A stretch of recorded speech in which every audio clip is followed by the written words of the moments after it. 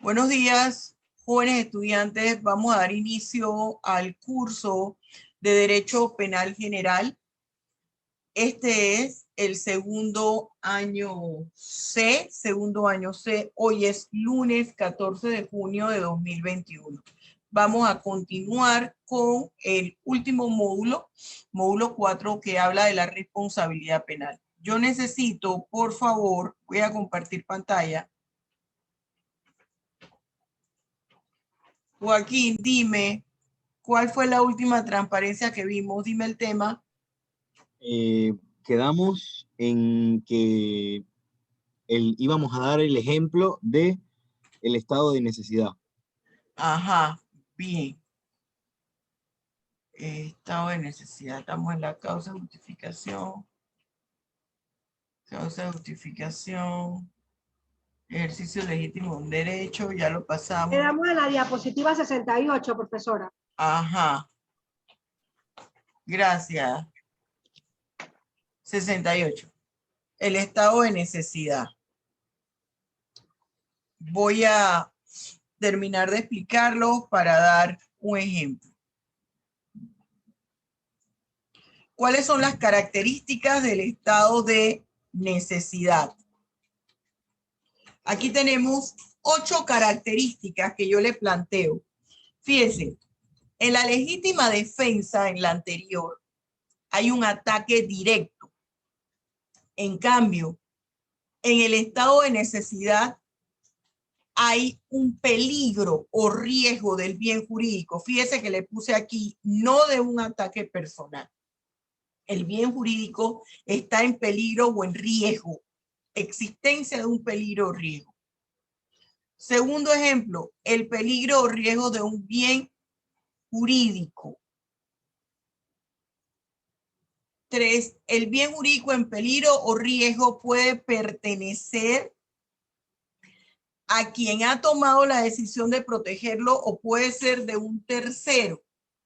Yo creo que yo les comenté, si va una persona, me parece que yo les di el ejemplo, si 3 compañeros de clase van a la parada de autobús y a uno de los compañeros lo está atacando un maleante, los otros 2 que van con él lo puede defender y puede ser que uno salga en la defensa y por estar defendiendo a su amigo mató al agresor. Allí, por parte de él, hay un estado de necesidad. Él vio en riesgo, en peligro, el bien de un tercero.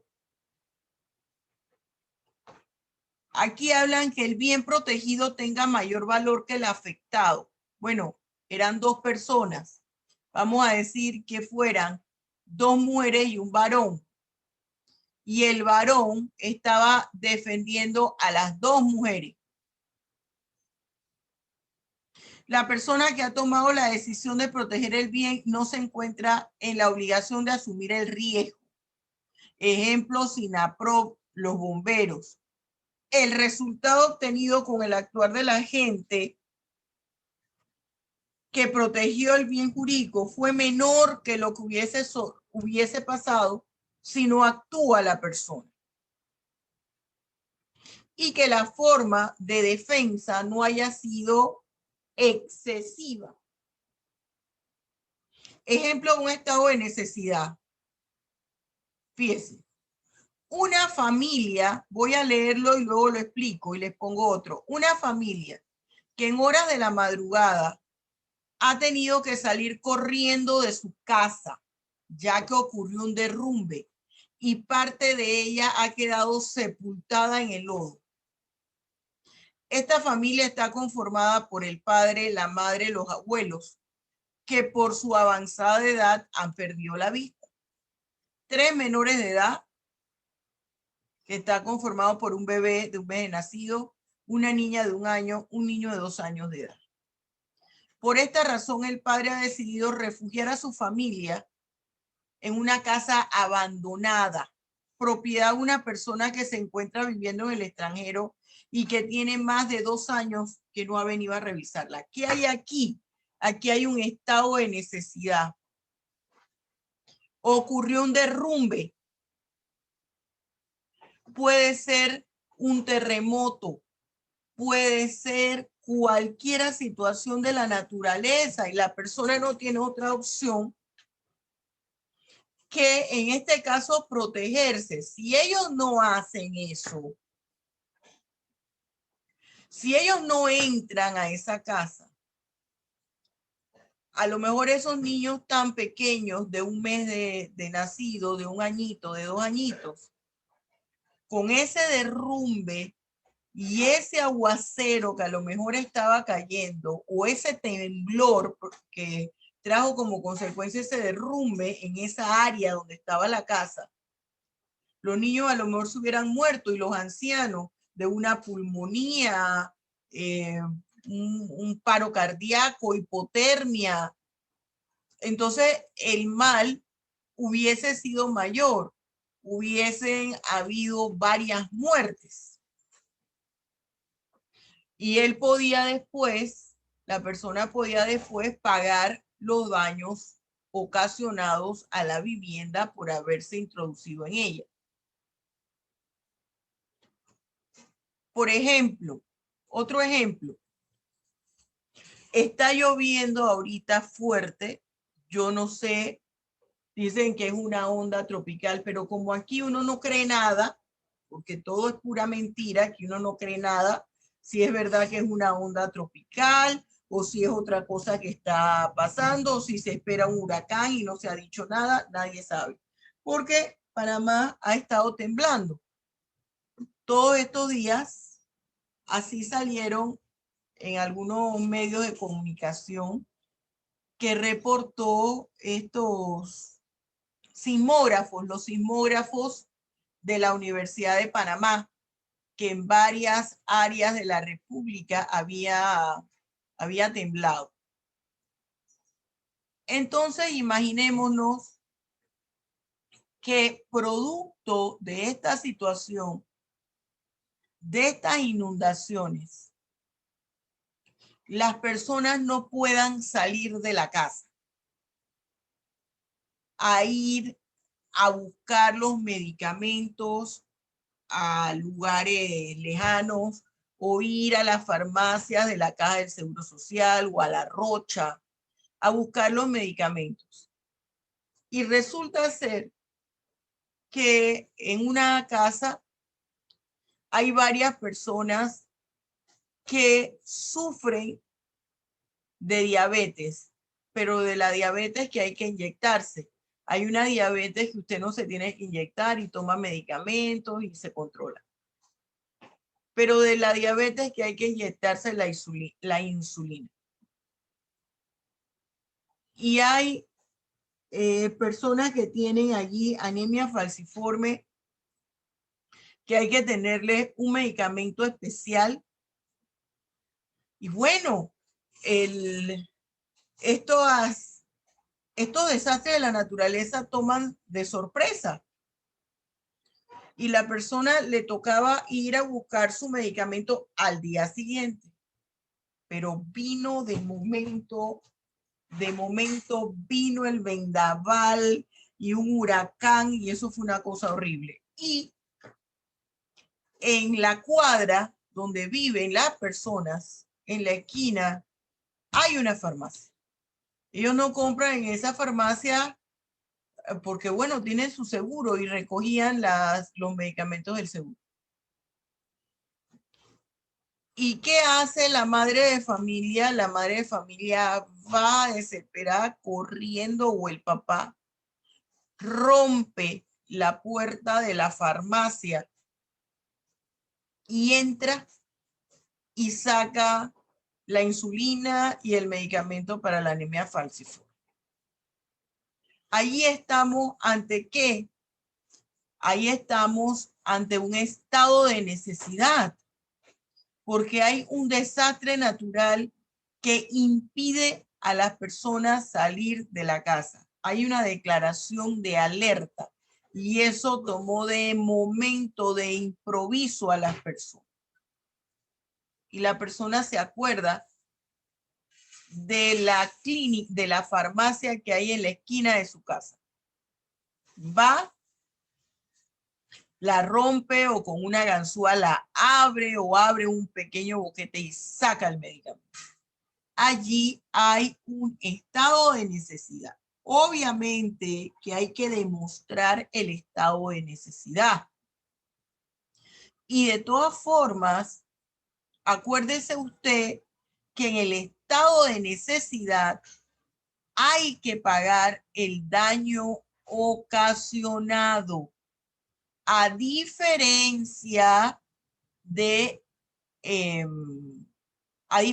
la legítima defensa. En el estado de necesidad, aun cuando la norma le elimina la característica del injusto jurídico, hay una afectación en la antijuricidad de la conducta. La norma señala o establece el Código Procesal Penal que hay que pagar el daño ocasionado. Entonces, esa persona tiene que pagar el boquete que le abrió a la puerta, el costo de los medicamentos, todo eso lo va a tener que cubrir la persona. ¿En qué se diferencia la legítima defensa del estado de necesidad? Fíjense,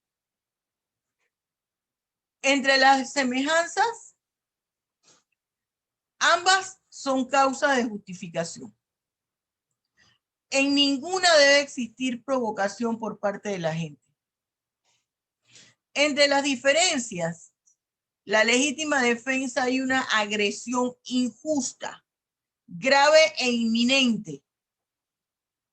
En la legítima defensa hay agresión. La agresión es el ataque, ya sea un ataque directo a la persona o a la persona que se está defendiendo.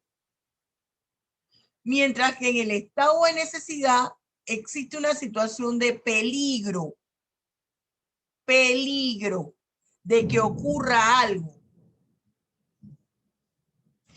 En la legítima defensa se produce una reacción ante la agresión injusta.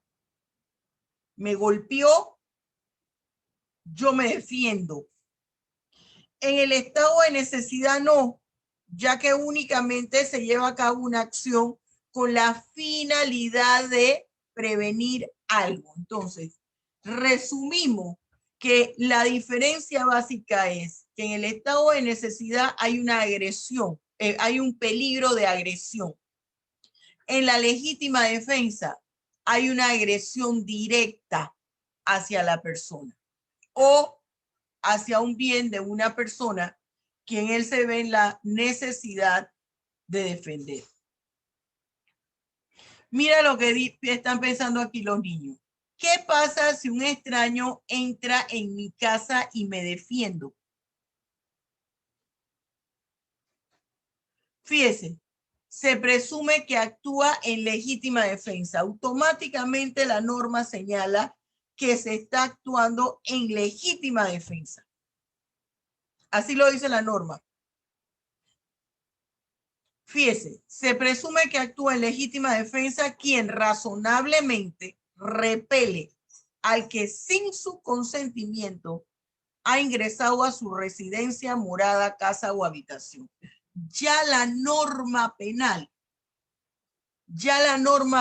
me dice que la persona actuó amparado de una legítima defensa, una causa de justificación. Sin embargo, siempre les digo, esto no quiere decir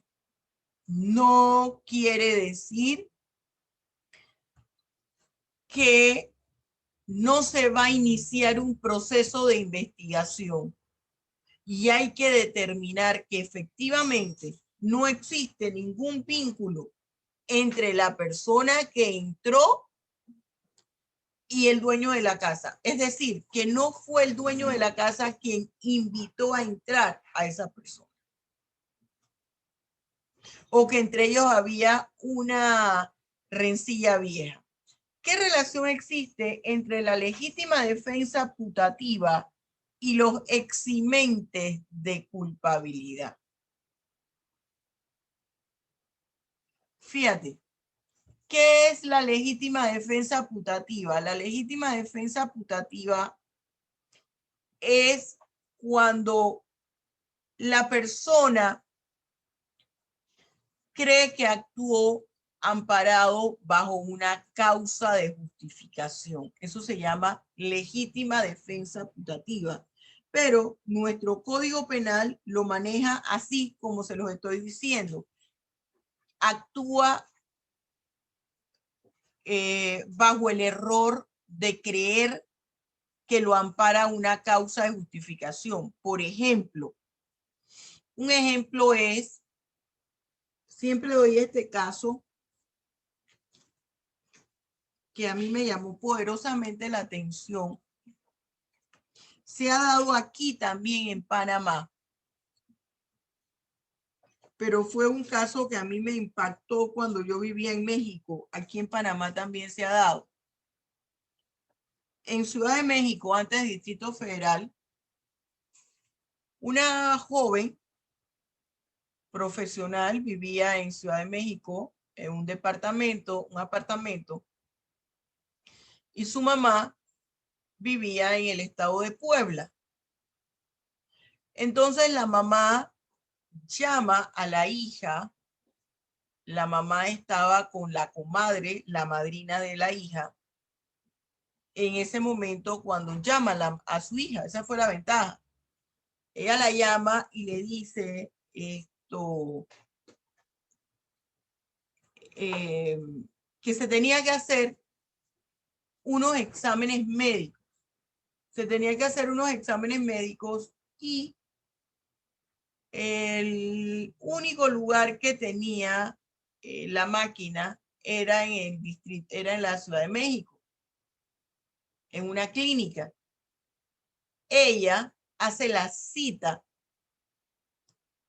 y la cita se la dieron para el lunes. Puebla está cerca de la Ciudad de México, que usted puede ir en el día, pero ella le dice a la hija: mira, yo voy a llegar el domingo para reposar y estar tranquila tempranito a las 9 de la mañana en el hospital haciéndome el examen.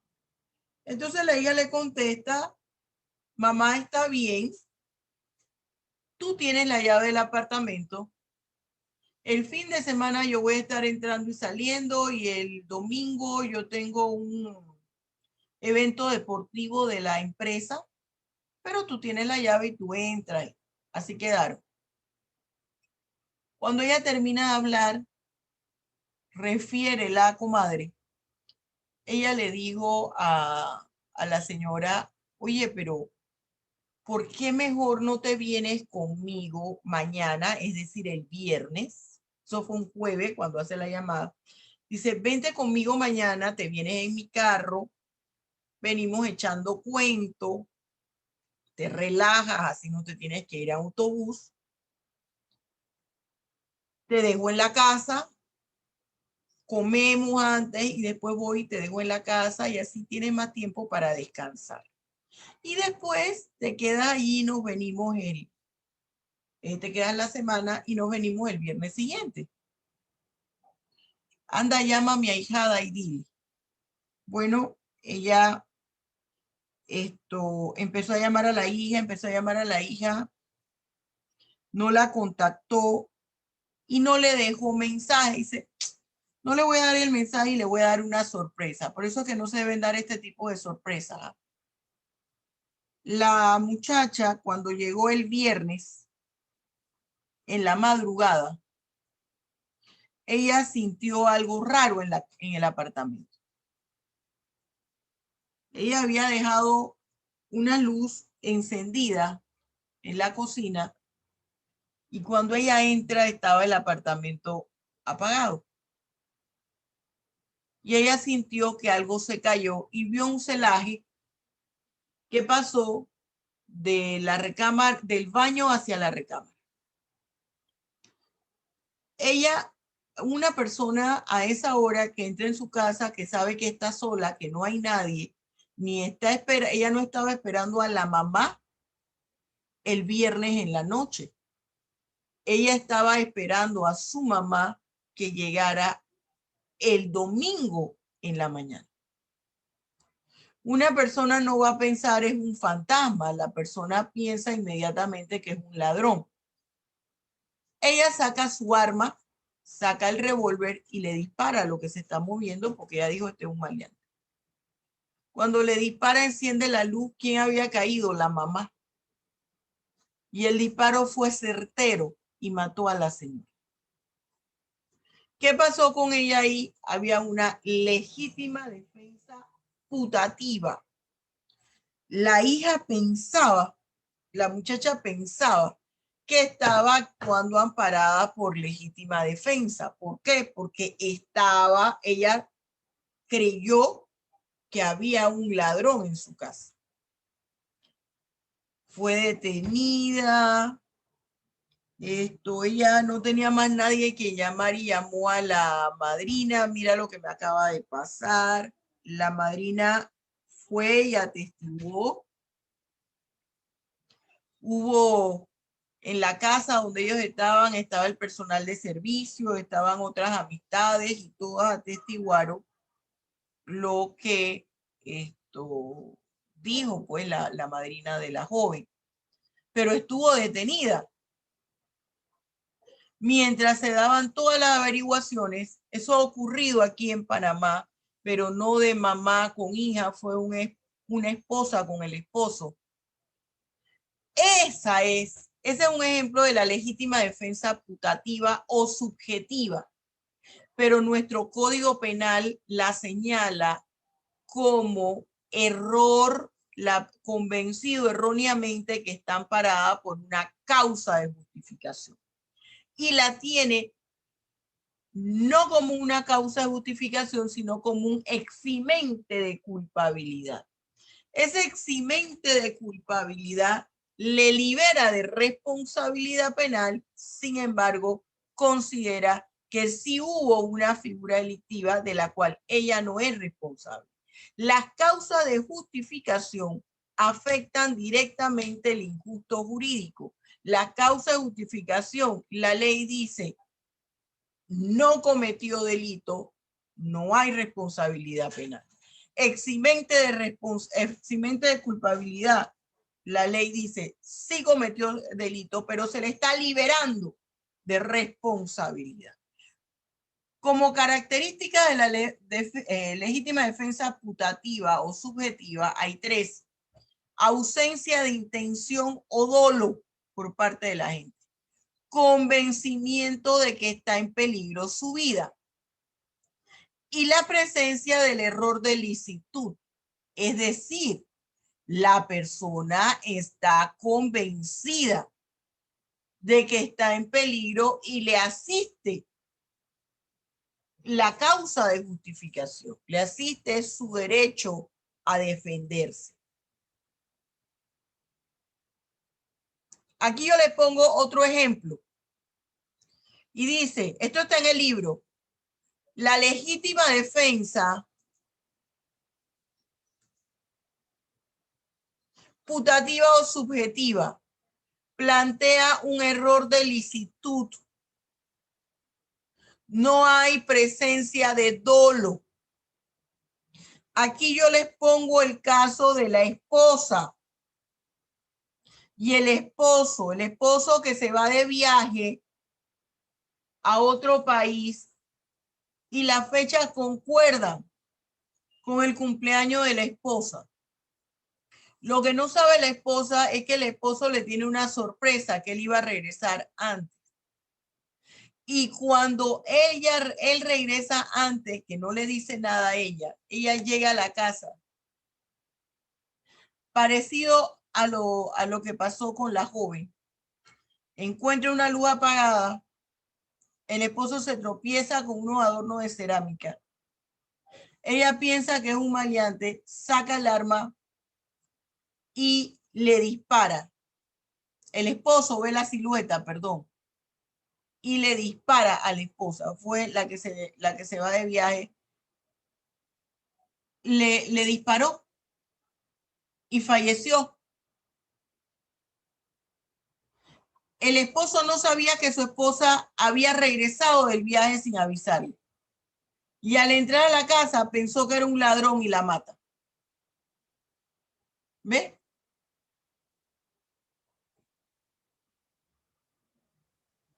¿Qué relación existe entre las causas de justificación, el injusto jurídico y la teoría del bien jurídico?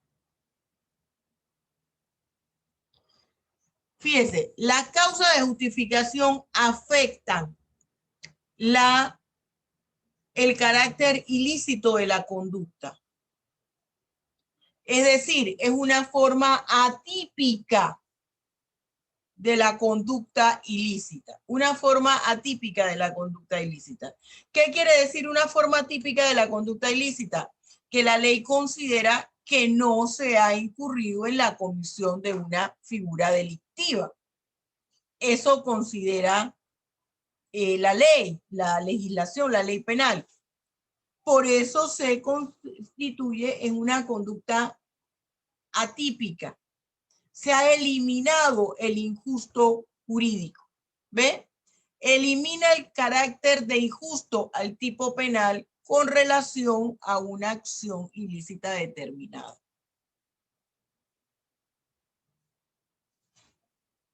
¿Cuáles son los aspectos que comprende la teoría del bien jurídico? Mire, esta teoría del bien jurídico yo se la voy a resumir de la siguiente manera, y es lo que dice aquí en las transparencias. La teoría del bien jurídico habla de la disponibilidad del bien, es decir, cuántas personas son las propietarias, las dueñas a quien les pertenece ese bien jurídico. ¿Cuántas personas? En algunos casos, eso es cierto lo que dice Joaquín. Este tipo de sorpresas no se deben dar. Son sumamente peligrosas. La persona puede pensar que está en peligro. Bien, entonces, la teoría del bien jurídico habla de la disponibilidad del bien. ¿Quiénes son los propietarios del bien jurídico? ¿Quiénes tienen que dar autorización del bien jurídico? Si es una sola persona o si son dos personas. Por ejemplo, en el caso de la vida, es un bien jurídico de doble titularidad, porque le pertenece a la persona como tal y al Estado. Entonces, hay que anotar, uno, la disponibilidad del bien en cuanto a la teoría del bien jurídico. Dos, la magnitud del daño que se ocasionó. Tres, la punibilidad que se le aplique, es decir, la pena. Todo eso me va a decir la importancia del bien. Y al grupo de bien jurídico que pertenezca, si es del título primero, del título segundo, del título tercero, porque si bien es cierto que el libro segundo, todas las figuras delictivas que hay ahí son importantes. Recuerde usted que yo le he dicho que en ese título segundo, en ese libro segundo del Código Penal, los delitos se agrupan en títulos. Y el orden o la posición de ese título me va a marcar a mí la importancia del bien jurídico. Los 15 son importantes, pero dentro de esos 15, el más importante es la vida y la integridad personal, en el que está en el título primero. Todo eso se va a tomar en cuenta para determinar los aspectos de la importancia del bien jurídico, la teoría del bien jurídico, para determinar si ese daño que se ocurrió a través de la legítima defensa, el estado de necesidad, implicó un daño menor yo tengo que tomar en cuenta la teoría del bien jurídico. ¿Qué relación existe entre las causas de justificación, el injusto jurídico y la teoría del bien jurídico? Que las causas de justificación eliminan el injusto jurídico, le eliminan la condición de ilícita a la conducta, eliminan la antijuridicidad y se determina si, en cuanto a la teoría del bien jurídico, ¿cuál es la relación? Que hay que hacer uso de ella para determinar si el bien jurídico que se salvó era de mayor trascendencia o de mayor importancia que aquel que se afectó. ¿Y cómo yo lo sé? Por la disponibilidad del bien, la cantidad de personas que poseen ese bien, el lugar donde se encuentra y la pena que implica afectar ese bien.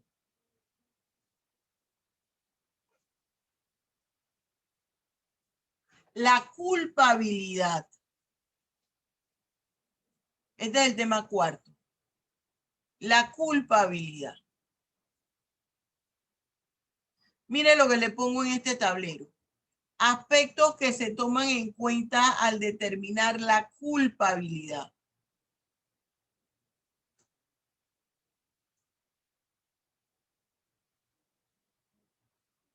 Fíjense, aquí yo le pongo el artículo 79. Para determinar la culpabilidad, ¿qué pasa con la culpabilidad? Es el nivel de responsabilidad que tiene un individuo por la comisión de un hecho punible. Y para yo poder determinar ese grado de culpabilidad, ¿quién lo hace? El juez. ¿En qué momento? Al momento que dicta sentencia. ¿Y qué aspectos tiene que tomar en cuenta el artículo 79 que yo le he dicho hasta la saciedad? Que se lo tatúe en la mente.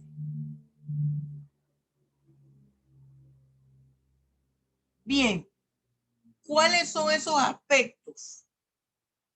Aquí le marcan 7 aspectos. Mire lo que dice ese artículo 79. El juez dosificará la pena tomando como fundamento los siguientes aspectos objetivos y subjetivos. 1. La magnitud de la lesión o peligro y la mayor o menor voluntad de dañar. Esto es el daño que causó, la presencia del dolo, circunstancias de modo, tiempo y lugar, calidad de los motivos, es el móvil, modo, tiempo y lugar, en qué momento, en qué tiempo, de qué manera se llevó a cabo el hecho. La conducta del agente anterior, simultánea y posterior al hecho. ¿Cuál fue el bien jurídico afectado? La condición de inferioridad o superioridad y las ventajas o desventajas existentes entre la agente y la víctima. Las demás condiciones personales del sujeto activo o pasivo, cuando la ley no las considera elementos del delito o circunstancias especiales. ¿Quién era ese victimario? ¿Quién era la víctima? Sus antecedentes, si eran unas personas estudiadas, si no tenían nivel de escolaridad, el tipo de escolaridad que tenían, de dónde provenían, si era de una familia integrada o no, si estaba solo con la mamá, ¿por qué solo con la mamá y no estaba el papá? ¿Fue que se murió? ¿Fue que se dejaron? ¿Que nunca existió? Todo eso lo va a indagar. Todo eso lo va a indagar el juez. Aunque el victimario tenga 90 años, van a indagar todo eso, aunque su mamá esté muerta, su papá esté muerto. Nuestro historial de familia nos va a perseguir toda la vida, jóvenes estudiantes.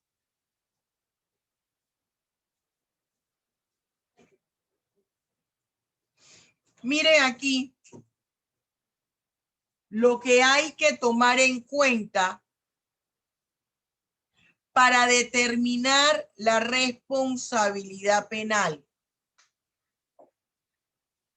Yo tengo que ver si existe una causa de justificación, si hay un eximente de culpabilidad, si hay una excusa absolutoria, si hay comunicabilidad de las circunstancias, circunstancias atenuantes, circunstancias agravantes, fuerza mayor y caso fortuito. ¿Por qué, profesora? Porque tengo que ver si hay alguna afectación al injusto jurídico. Independientemente de todos los ítems del artículo 79 del Código Penal, yo tengo que determinar todos estos aspectos que le puse aquí en el tablero, todos los aspectos que están en el tablero. Yo tengo como juez que determinarlos. Dime, Paola. Sí, profesora. Yo tengo una duda en cuanto al tema de estado de necesidad y legítima defensa. Ajá. Me plantea un caso en la cabeza y se lo voy a comentar para ver qué respuesta usted me puede dar al respecto. Ajá. Supongamos que una barriada o un lugar, un área bastante peligrosa, caracterizada por robos, por delincuentes y demás. Sucede que va un sujeto que se dirige a su casa, ese día no había taxis o no había bus que lo deja más cerca de su casa, y empieza a caminar. La casa queda un poco lejos, pero bueno. Cuando va caminando este sujeto, se encuentra con unos delincuentes que lo empiezan a perseguir con armas de fuego para robarle. Ajá. Esta persona, en un estado de necesidad, se mete a una casa para evitar que pues estas personas lo lastimen, lo dañen. Y esta casa está cerca, entonces salta a la cerca, se mete a la casa y la persona que vive dentro de la casa pues se da cuenta, ejemplo, no sé, del ruido o de algo que tumbó esta persona, sale y la persona que tiene el arma en regla dentro de la casa pues le dispara a la persona que se metió a la casa. En este caso, ninguno de los dos entonces tendría no sé, culpabilidad, bueno, sí sería, o sea, no tendría como culpabilidad, uno por el estado de necesidad de meterse a la casa para proteger su vida y el otro por legítima defensa. A ver.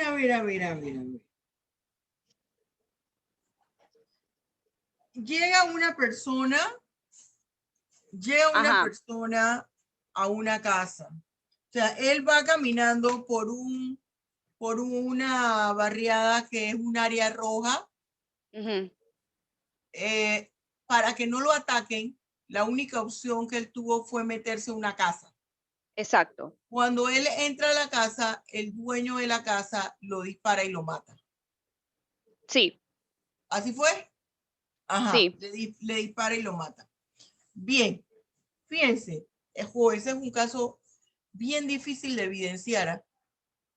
Bien difícil de evidenciar porque hay que ver primero a qué distancia él estaría de la casa.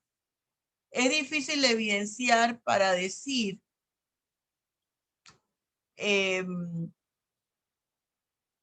solamente fue allí una legítima defensa putativa. De todas formas, él está muerto. En cuanto a la persona, en cuanto al dueño de la casa, definitivamente que hay legítima defensa.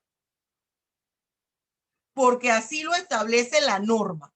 Legítima defensa. Espérenme un minuto, por favor. Un segundo. ¿Ya?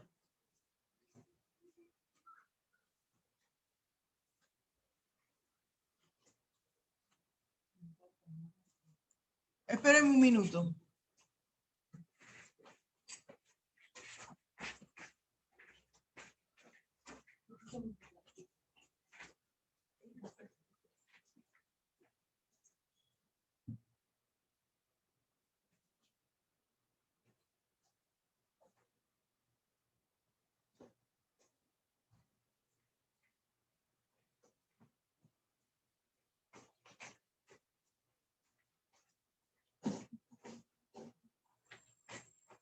Perdónenme. Por eso es que las personas cuando están, voy a hacer un paréntesis, cuando están en el Zoom o en el Meet o en el Teams o en cualquiera de las plataformas, no deben estar ni en ropa interior ni en pijama, porque si usted tiene que pararse de momento, como ahora y salir, imagínese cómo usted hace. Recomendación. Bien, jóvenes. En cuanto a la persona muerta, Paola, ya él está muerto, él no va a tener problema porque está muerto, no va a tener que responder penalmente ante nada. El dueño de la casa, en principio, actuó en legítima defensa porque así lo señala el mismo Código Penal. Entra una persona a mi casa que yo no le he dado permiso para que entre, le disparo, fallece, hay legítima defensa porque me estoy protegiendo. Estoy protegiendo a mi familia y me estoy protegiendo yo.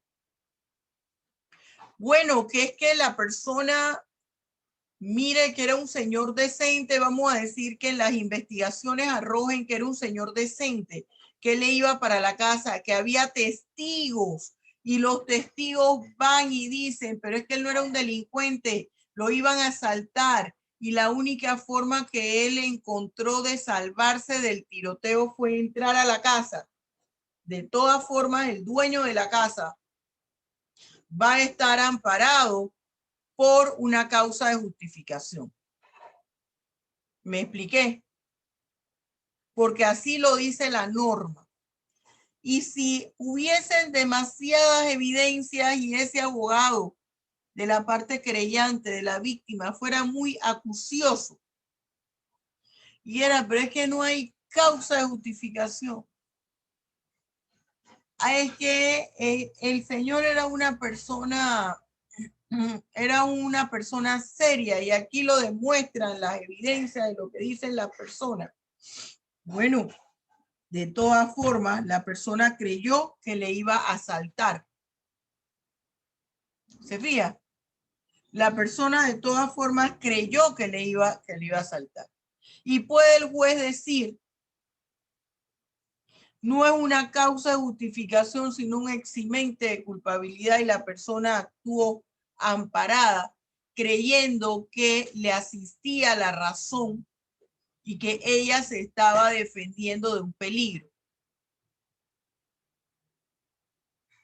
¿Se fija?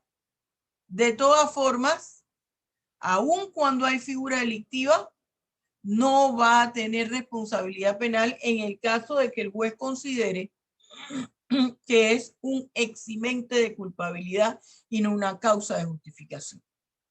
¿Clarita, Paola? Sí, profesora, gracias. Bien. Entonces, jóvenes, para determinar la culpabilidad, el juez, ¿quién la determina? Solo la puede determinar el juez. Luego va a analizar todas las evidencias que hay en el expediente. ¿Y cómo lo va a hacer? En base al artículo 79. Todos estos aspectos el juez lo tendrá que tomar en cuenta e identificar estos 7 aspectos. Y además, él tendrá que analizar si hubo alguna afectación en la responsabilidad penal, como cuáles: causa de justificación, eximentes de culpabilidad, excusa absolutoria, comunicabilidad de las circunstancias, circunstancias atenuantes, circunstancias agravantes, fuerza mayor y caso fortuito. Tiene que ver también si hubo, fíjate, este es el estado de necesidad exculpante, orden emanada de autoridad competente, error invencible, estado de necesidad justificante o disculpante, causa de justificación inexistente, lo que hablamos, miedo insuperable, coacción o amenaza grave. Vamos a decir que el señor hubiese quedado vivo. Miedo insuperable. Usted sabe lo que es que usted escuche un tiroteo, que usted sea una persona seria y vea que vienen los maleantes hacia usted. Eso tiene que dar un terror, pánico. ¿De qué se trata la culpabilidad? Mire Ojalá. lo que le... ¿Perdón? ¿Qué es un error invencible, profesora? Bueno, yo voy a darles cada uno de estos. Le voy a dar cada uno de estos. El error invencible es, por ejemplo, la persona que confunde a una persona con otra. Cree que el que viene es el enemigo y no es el enemigo. Ese es el error invencible. O, gracias. Ese es el error invencible. O cree que le asiste la razón.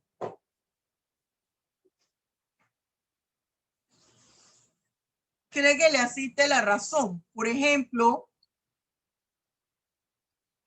yo escuchaba a dos artistas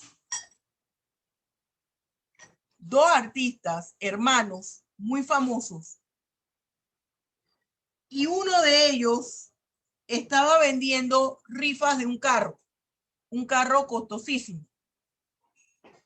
Estaba ayudando a un amigo a vender los boletos para la rifa de un carro muy costoso. Él le dice al hermano, oye, mira, fulano está vendiendo, estoy ayudando a fulano a vender los tiquetes de los boletos para un carro, un Bentley, un carro costosísimo, que vale $200,000. El carro está nuevecito, pero vino con un pequeño desperfecto, pero se maneja bien y todo. El hermano toma 3 boletos. Estos son los 3 boletos que yo tomo. Bien. En el momento en que juegan los números, el hermano que le vende al otro, como su hermano tomó los boletos y no los pagó, y esos estaban dentro del grupo de boletos que a él le dieron para vender, él tuvo que poner el dinero. Puso el dinero, se hizo la cuenta, perfecto. Se hace la rifa. Se hace el sorteo. Sale ganador uno de los boletos que había comprado el hermano y que no pagó. Entonces, ¿qué dijo el hermano que le había vendido el boleto? Ah, bueno, como este no pagó y lo pagué yo, el boleto es mío. Agarró el carro y lo vendió. Después viene el hermano y le dice, dame el carro, que ya vi los resultados del sorteo y salió el boleto que yo compré y aquí está la placa del boleto. Y entonces un hermano demanda al otro. ¿Qué decía el hermano que vendió el carro? Bueno, es que mi hermano sí tomó el boleto, pero no lo pagó. Y yo fui quien lo pagó. ¿Qué hay ahí? Ahí hay un error invencible. Él jamás debió vender el carro. Porque el tiquete lo tomó su hermano. El hecho de que no lo haya pagado, esa es otra cosa. Lo que se le debió decir, aquí está su boleto, pero si usted no me paga los tiquetes, yo no le puedo dar a usted su carro. ¿Se fija? Pero ¿qué era lo que decía, pensaba el otro hermano? Y dice, bueno, espérate, yo te lo di, pero es que tú no lo pagaste. Y ese dinero lo tenía que poner yo a la persona que me dio parte de los boletos a vender. Él estaba convencido que por eso ya el boleto le pertenecía y él podía hacer lo que él quería con ese carro.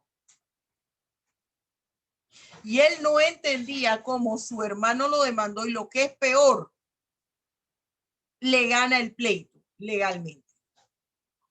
Él estaba amparado por un error invencible.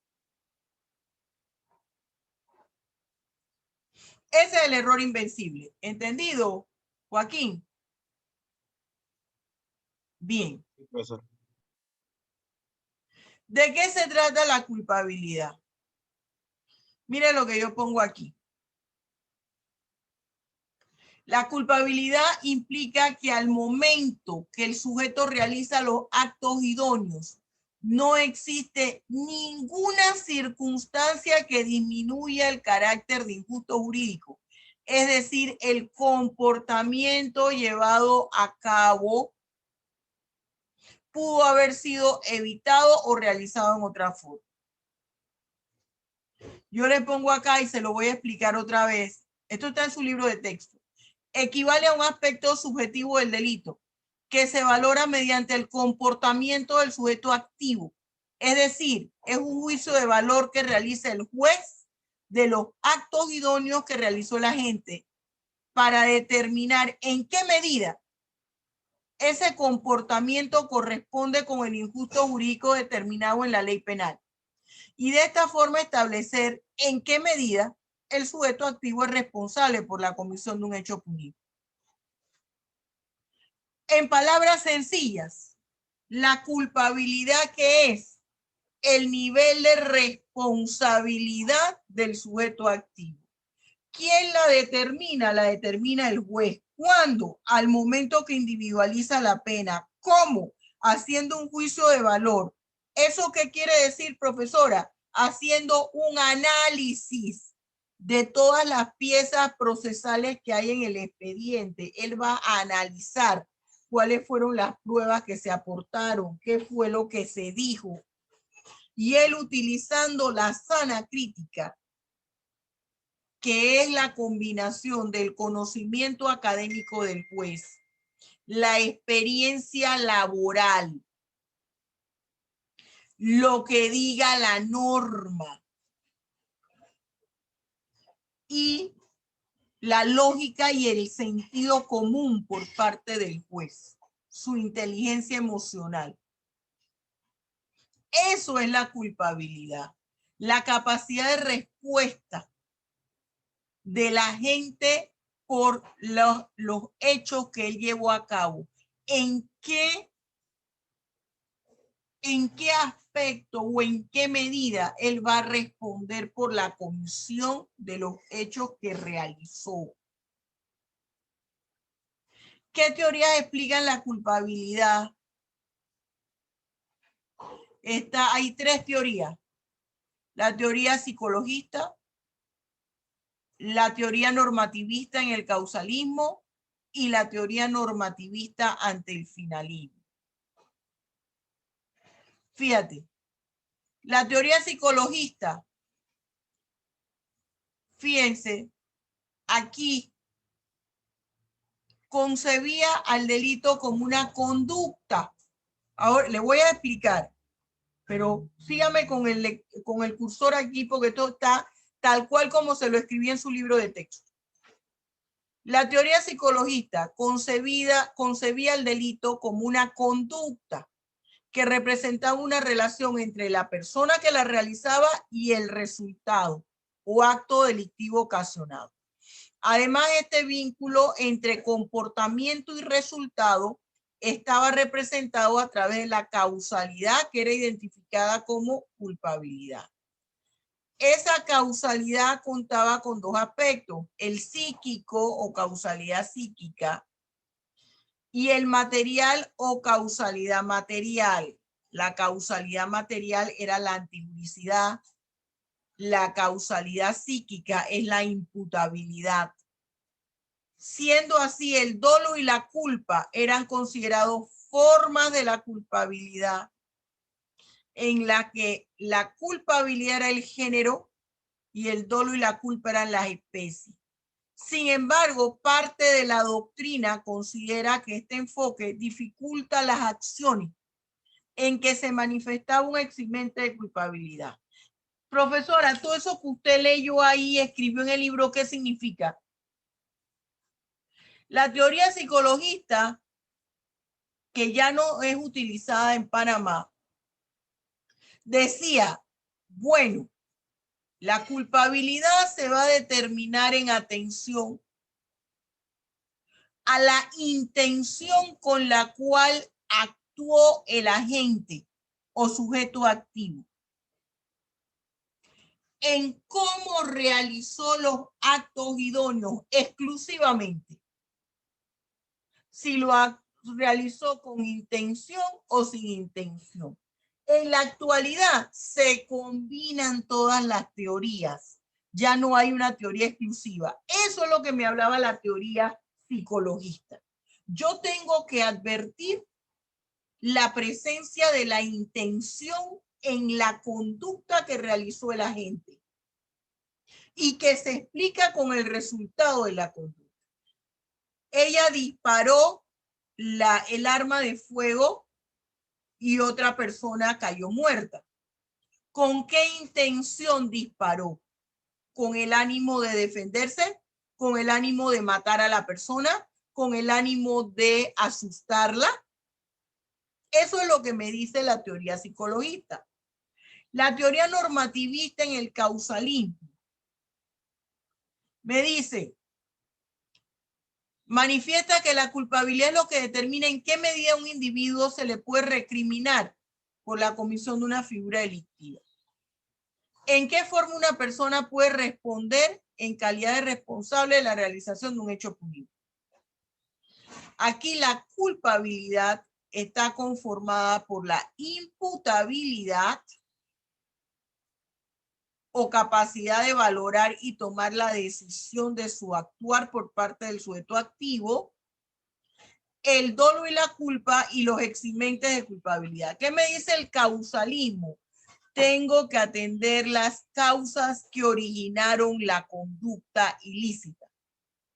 Tengo que tomar en cuenta la imputabilidad del sujeto. Si él entendía lo que estaba haciendo o no lo entendía. Si tenía capacidad de valorar la magnitud del acto que estaba llevando a cabo. Además, voy a analizar la forma como realizaron los actos idóneos que conformaban la conducta. Y luego voy a analizar eximentes de culpabilidad. La teoría normativista ante el finalismo.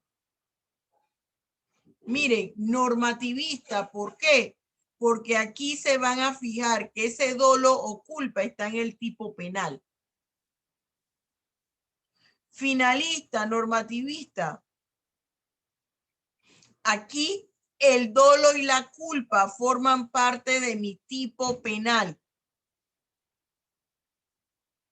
Ya yo no voy a fijarme en la forma como se realizaron los actos idóneos. Simple y sencillamente que se realizó la conducta ilícita y analizo si el tipo penal maneja el dolo o maneja la culpa. ¿Qué es el principio de culpabilidad?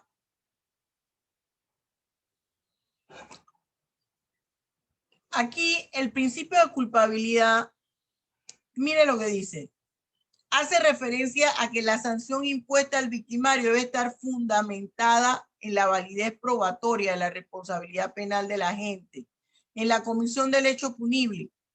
Y además, esta debe estar en proporción a la conducta realizada y al bien y la transgresión del bien jurídico ocasionado. El principio de culpabilidad que me dice, debe existir una concordancia entre lo que realizó el agente o sujeto activo y la pena que se le aplica.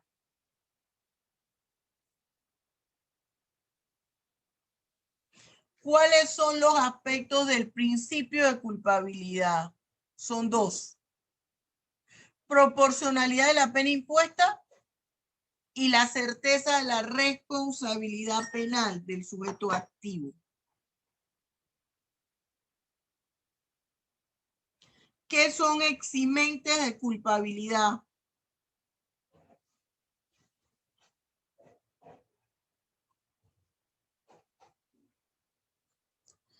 A ver, eximentes de culpabilidad son situaciones que envuelven el hecho delictivo, que envuelven la conducta ilícita. Y la ley determina que sí se llevó a cabo una figura delictiva, pero se libera de responsabilidad penal a la gente. Es decir, se le quita al sujeto activo la obligación de responder por la transgresión de esa norma. Esa es la diferencia con la causa de justificación. Con la causa de justificación, la ley dice no hay figura delictiva, no hay responsabilidad penal. En el eximente, ¿por qué? Porque se elimina el injusto jurídico. El eximente de culpabilidad dice existe el injusto jurídico, hay delito, pero por alguna situación vamos a liberar. Eso quiere decir, eximente viene de eximir. Cuando le decían a usted, vamos a eximirlos de un examen. Es decir, vamos a liberarle, vamos a quitarle esa responsabilidad de hacer ese examen. ¿Dónde está regulado? Del artículo 39 al 42A del Código Penal. Aquí les pongo cuáles son los eximentes de culpabilidad. Los eximentes de culpabilidad en principio son 6. Error invencible. Comete el hecho punible, pues ignora su ilicitud. El ejemplo que le puse de los dos hermanos y el boleto para la rifa del carro. 2.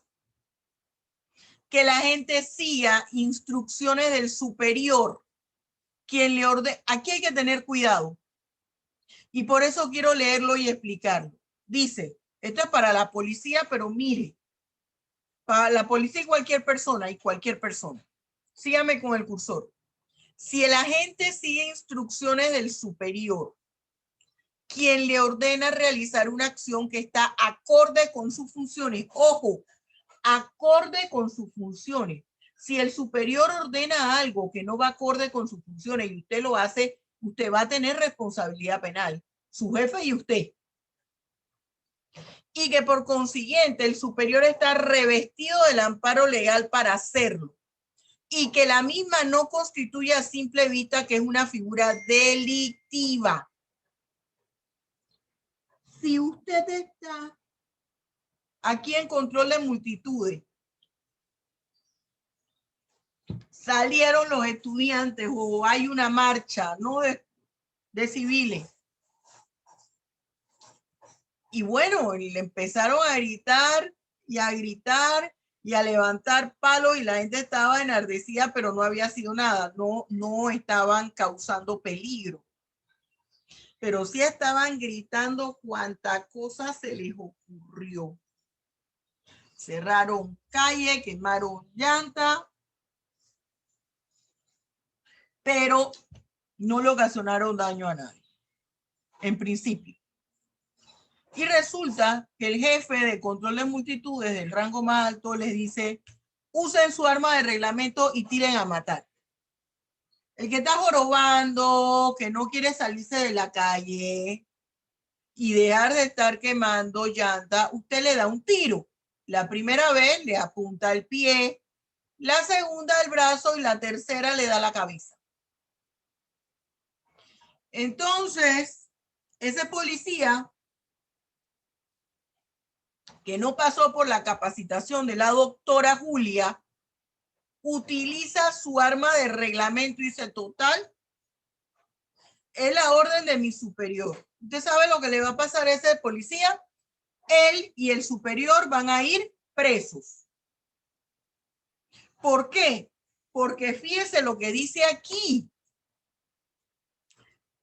Si el agente sigue instrucciones del superior quien le ordena realizar una acción que está acorde con sus funciones y por consiguiente el superior está revestido del amparo legal para hacerlo y que la misma no constituye a simple vista que es una figura delictiva. Si usted tiene procedimientos y no se está en guerra y el procedimiento dice que ante estas situaciones usted no puede utilizar arma de reglamento, sino que tiene que usar balines, toletes, tiene que utilizar otra cosa. Entonces, usted va a tener responsabilidad penal en conjunto con su jefe. Y si la figura delictiva es delito contra la humanidad o desaparición forzada, lástima, Margarito, no opera el eximente de culpabilidad tampoco. Si se actúa por amenaza o coacción, ese es otro eximente de culpabilidad. Por miedo insuperable. El ejemplo que puso Paola, si el señor hubiera quedado vivo, con el señor no actúa causa de justificación, porque él podía correrse a su casa. Actúa eximente de culpabilidad, miedo insuperable. Hubiera quedado exento de responsabilidad penal, pero se le consideraba que cometió un delito. Si se cree que el comportamiento llevado a cabo está amparado por una causa de justificación, aquí es donde entra la legítima defensa putativa o subjetiva, que hubiese sido el señor que le disparó, al que entró usando el ejemplo de Paola. El estado de necesidad es culpante. El estado de necesidad es culpante. Usted se va al Código Penal.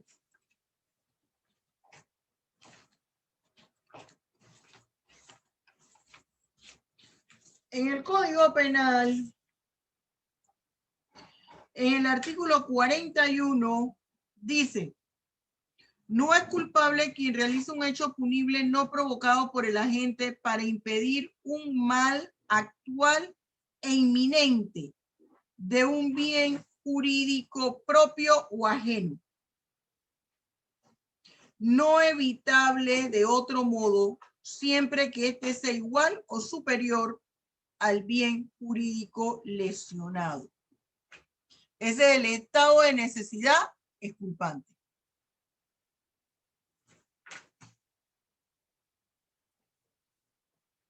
Otras situaciones que afectan la culpabilidad.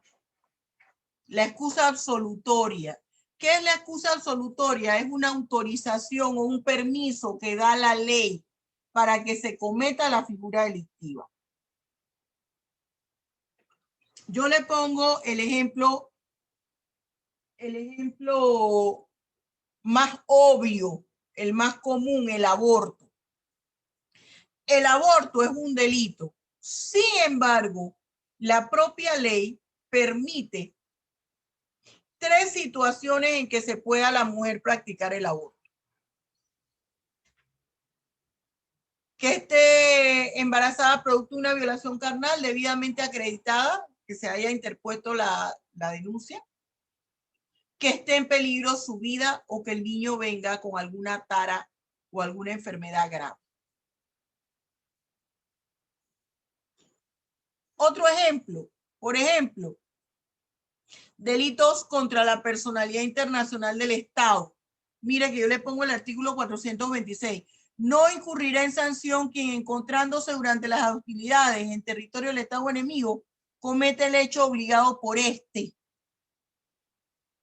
Bueno, es un delito tomar armas en contra del Estado panameño. Pero si usted se está peleando con Costa Rica y resulta que usted está en Costa Rica y usted en su casa tiene que recibir a militares costarricenses que le están exigiendo que le dé comida, que lo mantenga oculto. Usted no tiene opción. Esa es una excusa absolutoria. Nos vamos a ir con otro ejemplo y nos vamos a ir al artículo. Ahorita se los digo para que vean que no solo es el aborto. Ahorita le voy a decir el artículo. A ver.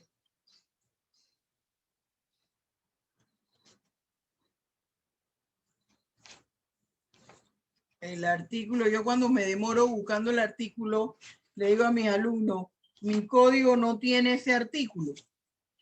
Nos vamos a ir al abandono, al artículo que habla del abandono de niños y otras personas incapaces de velar por su seguridad o su salud.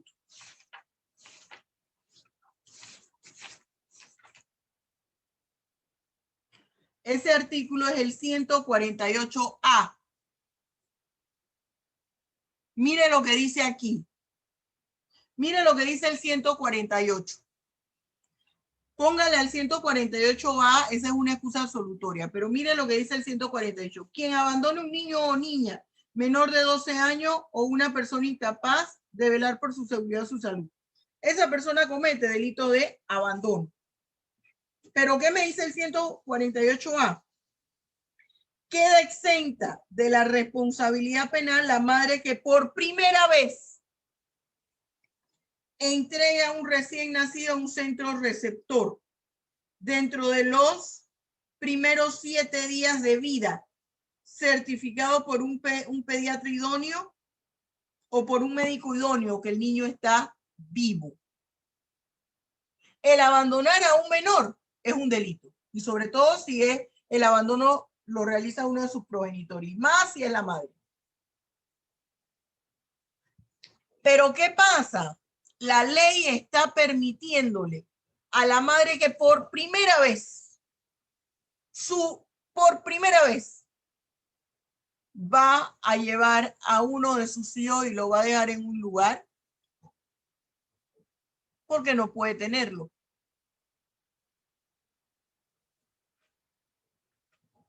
El error, la idea falsa que se tiene sobre una persona o asunto, el artículo 30.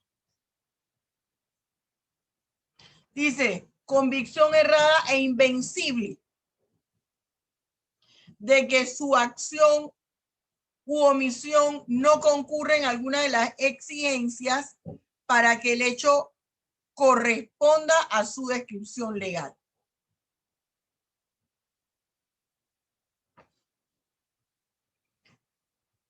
Y aquí yo le señalo con qué guarda relación este artículo, con el 42 numeral 3 y con el 97, error por accidente. ¿Cuál es ese error por accidente? Poroto gordo iba a matar a lenteja fría. Y resulta que a quien mató fue a lenteja caliente. Se confundió. Una usaba anteojos y la otra no. Él se confundió. Ahí hay un error por accidente. No se le imputarán las penas, en la pena, circunstancias agravantes. ¿Cuáles son las clases de errores que existen en materia penal? Mire, 4 errores. Error de tipo, error de licitud, error esencial y error accidental. Error de tipo, cuando el sujeto desconoce que su actuar es criminoso. El ejemplo que le di de las tiquetes de rifa del automóvil. Error de licitud. Cuando el sujeto cree encontrarse dentro de alguna causa de justificación. La joven pensaba que su mamá era un maleante. Error esencial, cuando existe ausencia del dolo, ya que el sujeto piensa que está actuando jurídicamente.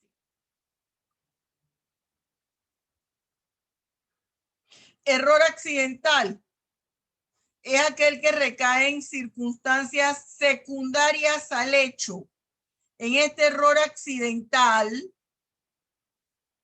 fíjate, les mencioné error en la persona. Iban a matar a lenteja fría, mataron a lenteja caliente. Error en el golpe. El resultado es equivalente, pero no deseado. No lo iba a matar, le iba a dar nada más le iba nada más a quitar un dedito para mandarlo de advertencia a la familia. Lástima, Margarito, me confundí. Se desangró y se murió. Error en el golpe. Error en la persona, error en el delito. Cuando surge un hecho diferente al deseado. Yo lo iba a secuestrar, no a matar, pero se resbaló. ¿Usted se imagina? Mire, yo los veo que se ríen, pero eso ha ocurrido. No, pero si yo no iba a matarlo. Se resbaló, allá va eso. Caso fortuito. El caso fortuito está en el artículo 29 del Código Penal. Mire lo que dice. Existe caso fortuito o fuerza mayor cuando el hecho es producto de una acción u omisión imprevisible e imposible de evitar o eludir por la persona. En estos casos no hay delito, está un médico operando y hay un terremoto. Y ese terremoto no solo afectó la planta eléctrica, eso fue lo menos malo. Se empezó a mover eso que el bisturí se lo puso aquí al paciente, le cortó la aorta, se desangró. Ese fue un caso fortuito de fuerza mayor. El terremoto, ¿alguien iba a saber que se iba a ocurrir el terremoto? No. No. Características del caso fortuito o fuerza mayor significan lo mismo. El resultado no es producto de la libertad de decisión del sujeto. Fíjese, el resultado no es producto de la libertad de decisión del sujeto. 2. La circunstancia que ocasionó el resultado era imposible de prever. Usted puede prever si falla la luz, pero ya el hospital tiene una planta eléctrica, pero usted no puede prever que de repente haya un terremoto. Que la circunstancia que ocasionó el resultado tampoco se puede evadir. Ese terremoto fue cuestión de segundos y cayó. Eso fue un movimiento que la gente cayó por los pisos y todo el mundo le cayó al pobre paciente. Imagina. En el terremoto de México, en 1985, que ahora narran las personas, ocurrieron muchas de estas cosas. Y habían enfermeras que estaban etiquetando a los bebés y se etiquetaron equivocadamente. ¿Ve? Porque en la corredera había que salvar a los niños. Ponle aquí, no este era de fulano, sutano, mengano y perenceco.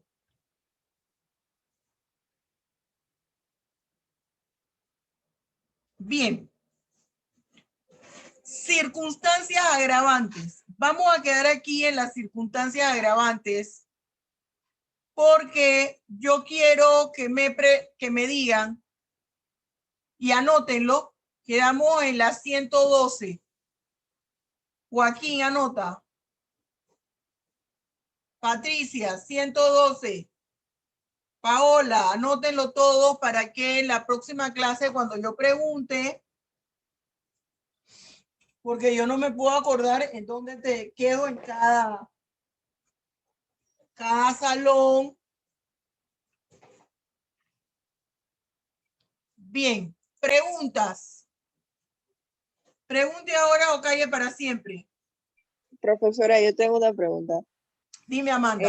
En el caso de los errores, por ejemplo, es un supuesto error, o sea, de verdad lo toman en consideración porque, por ejemplo, el ejemplo que dio usted de que, bueno, yo no lo iba a matar, pero pasó otra cosa, se resbaló, lo que sea, y se murió.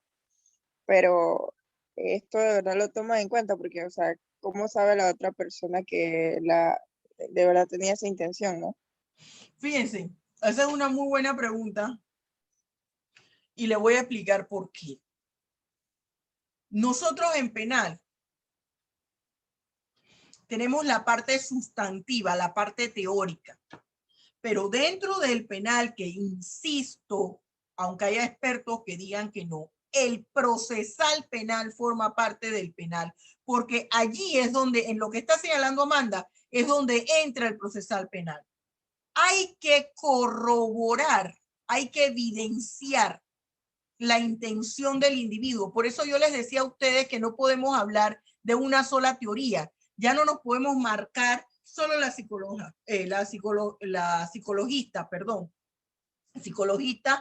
la teoría psicologista o la normativista causalista o la normativista finalista. No nos podemos concentrar en una sola, porque hay que evidenciar, para evidenciar esa intención. Aparte de los actos idóneos, cuando es cuestión de homicidio, el mismo cuerpo, el mismo cadáver, a través del informe de necropsia, que es la autopsia, me va a indicar las causas de la muerte de la persona. No murió por un impacto de bala.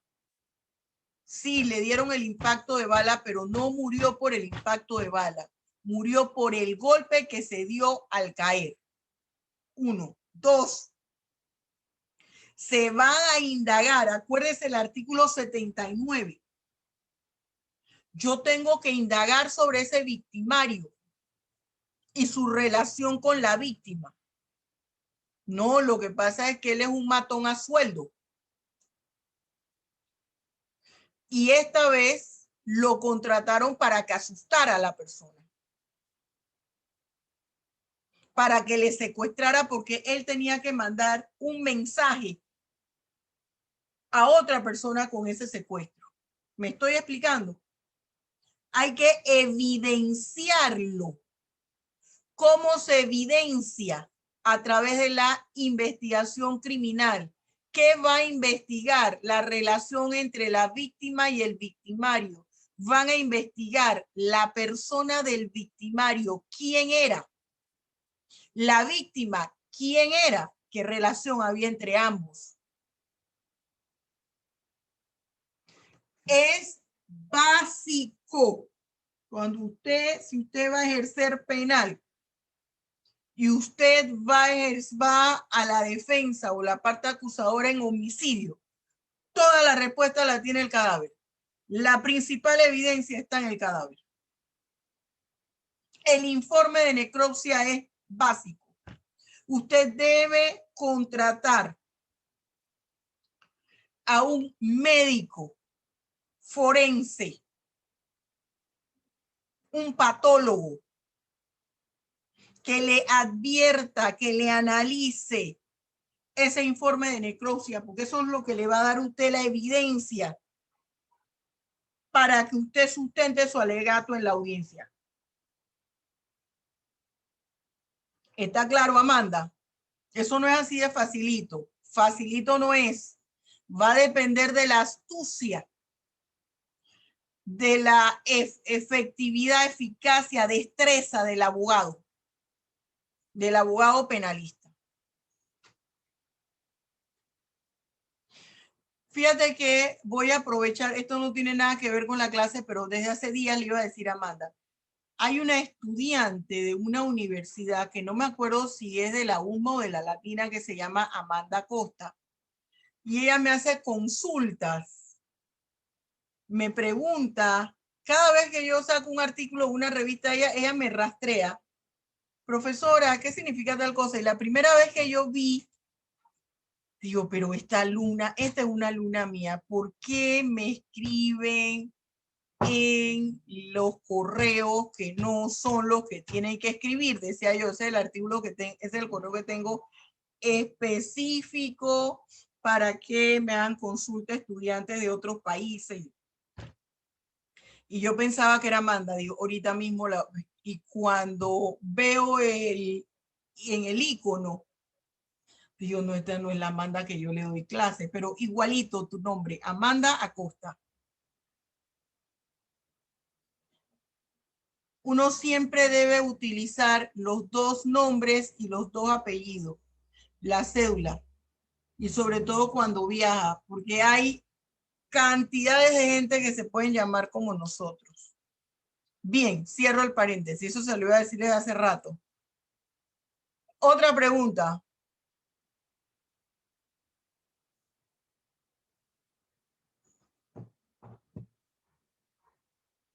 Todo está clarito.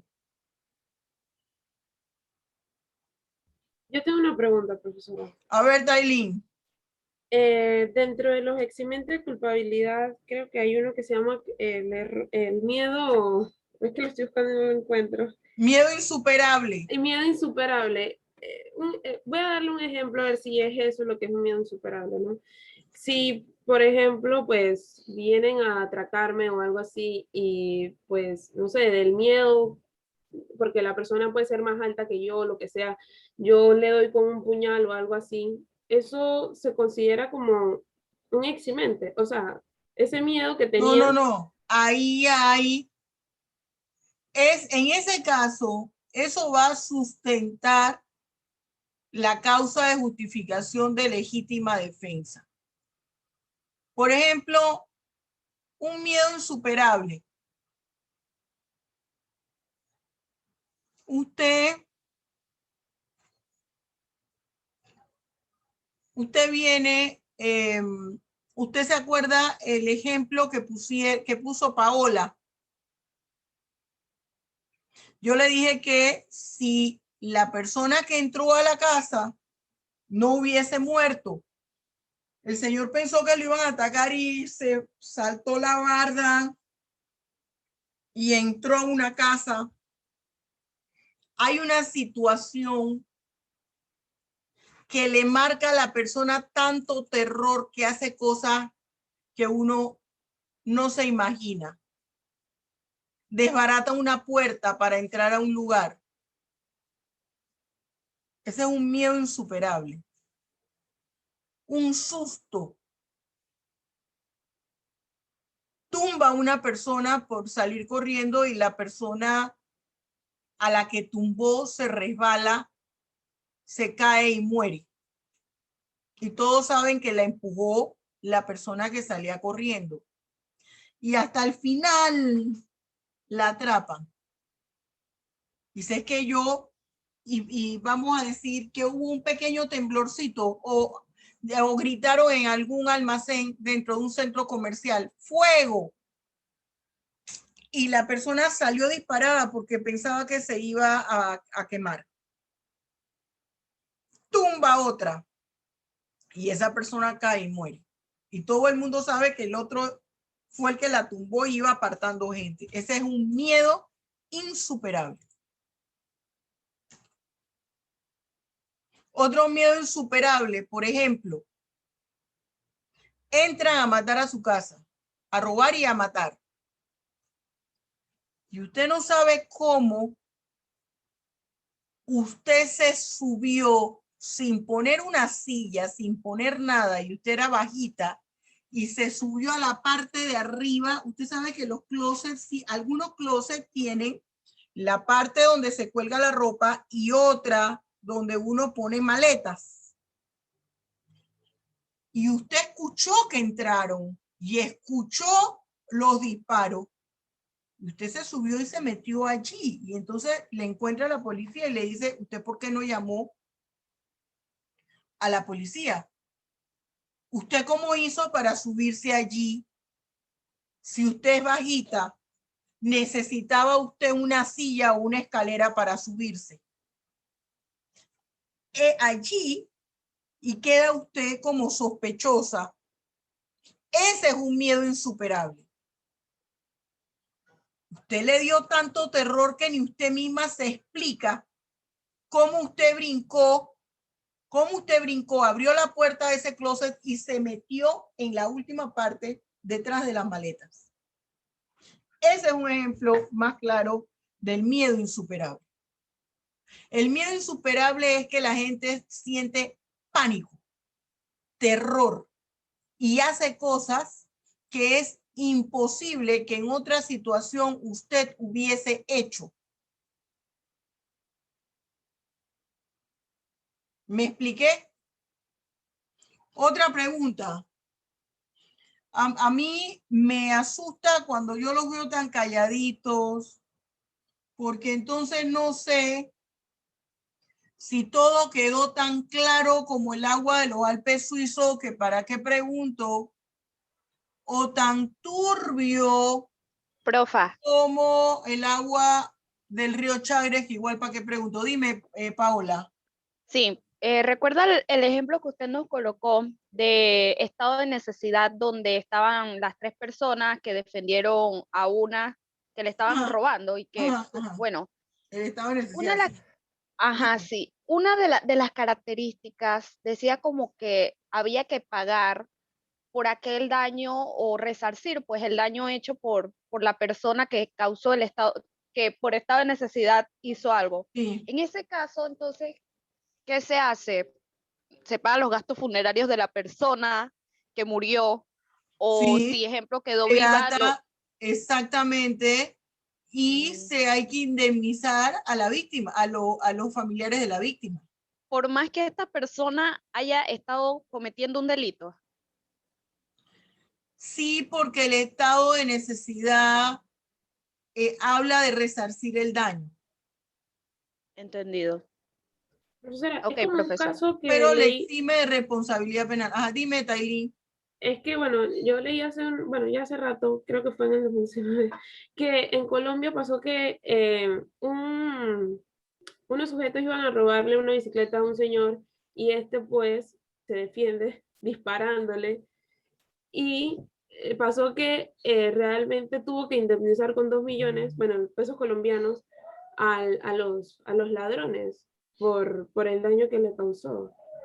Y también Claro, tuvo que ir preso, bueno, la persona. no, Fue preso por no, durante un año se le... escúcheme, tentativa fíjense, de homicidio. aquí, escúcheme algo. Acuérdense que les hablé,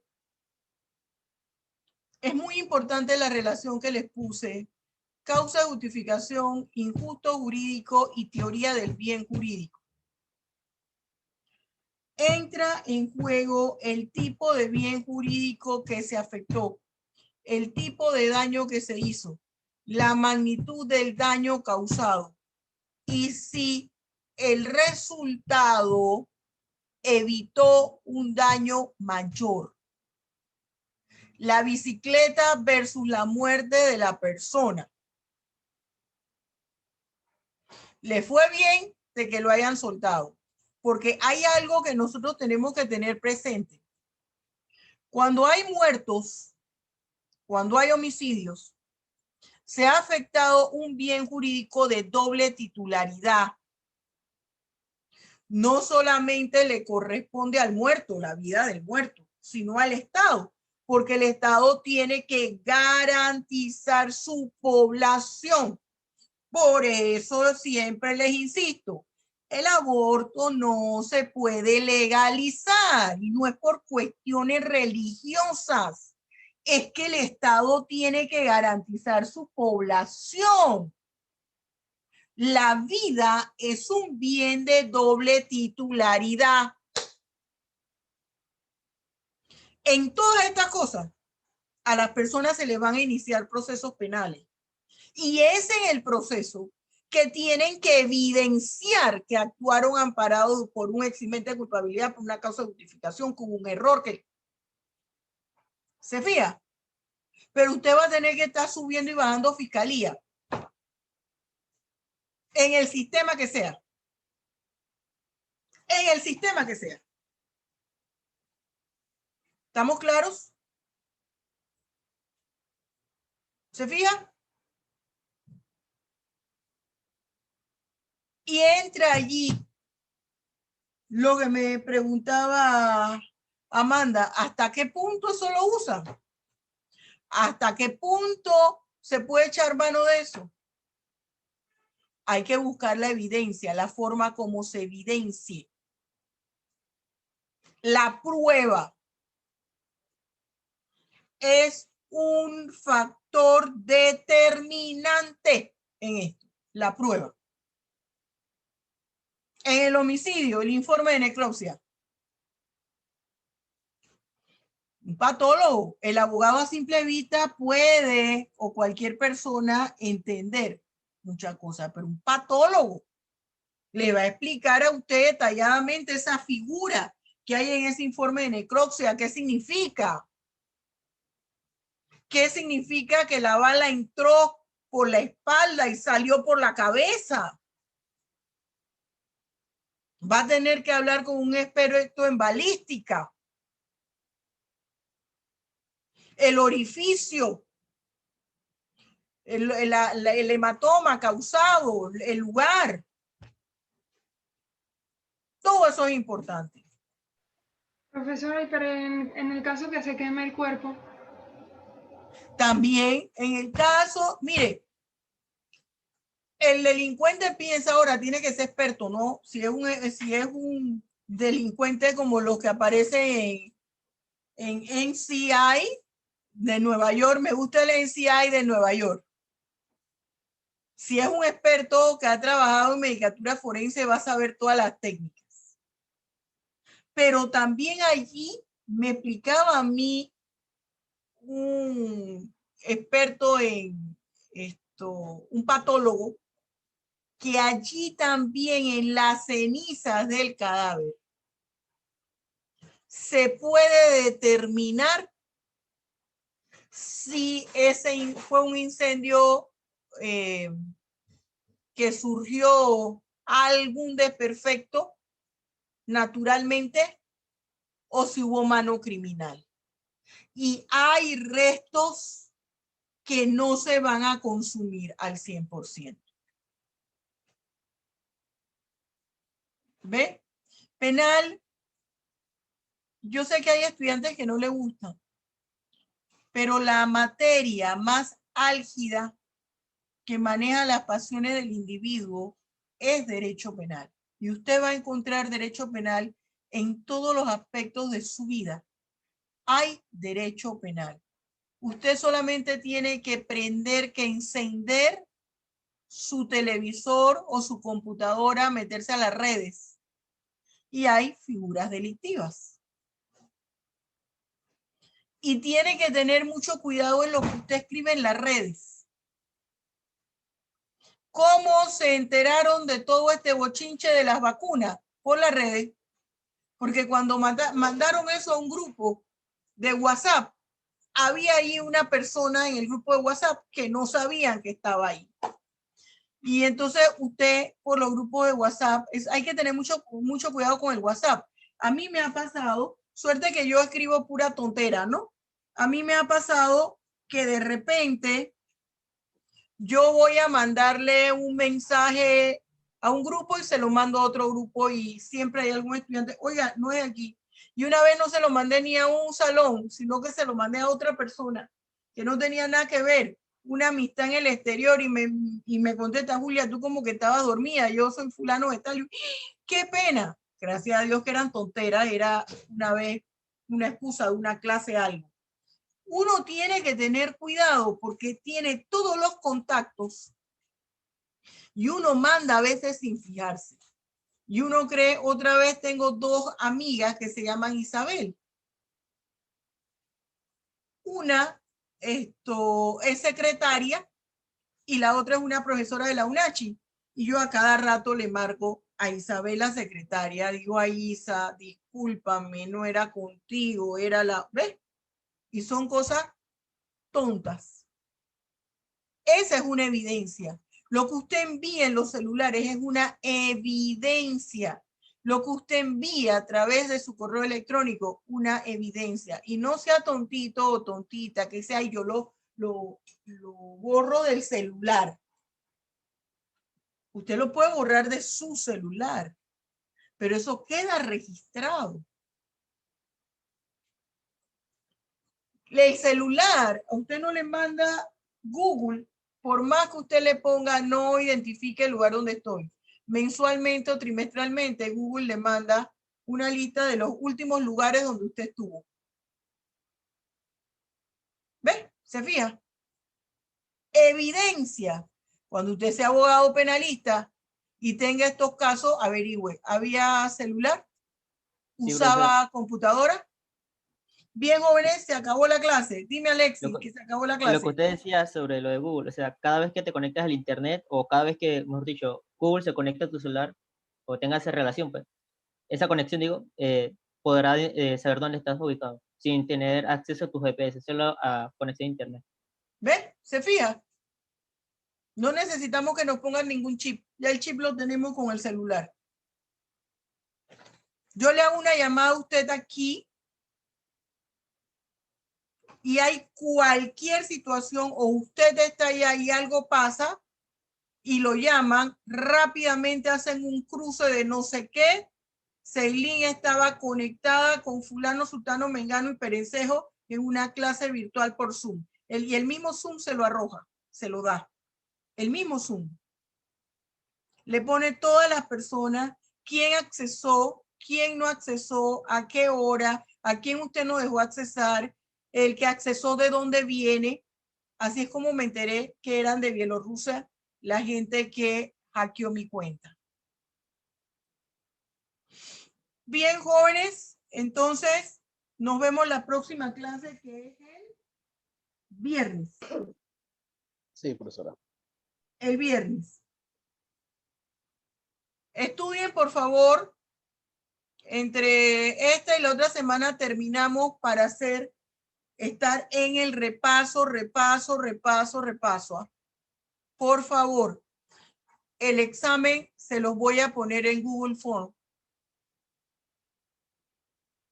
No les voy a poner el artículo de opinión porque yo no sé, aparentemente no vamos tampoco el segundo semestre, pero yo no sé porque en Panamá todo es posible. No vamos el segundo semestre a las clases en la facultad, pero en Panamá todo es posible. Puede ser que a un loco se le ocurra que vayamos a dar las clases debajo de las carpas.